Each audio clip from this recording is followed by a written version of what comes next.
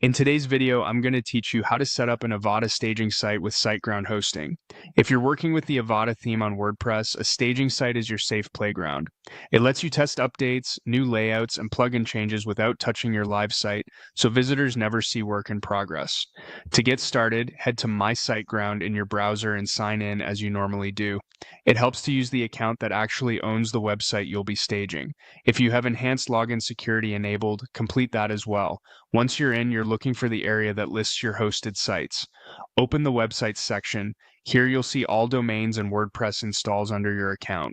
If you manage multiple projects, take a moment to confirm you're selecting the correct site that runs Avada.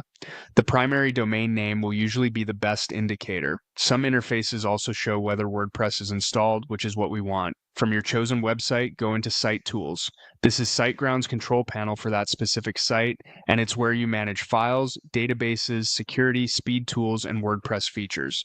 If you don't immediately see Site Tools, give the page a moment to load. On some accounts, there can be a brief delay while SiteGround fetches the tools.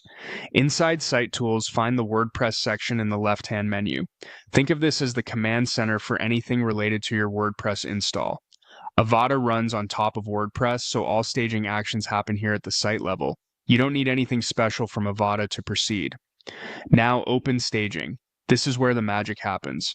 The staging tool is designed to create a full copy of your site, files, and database on a separate, private address.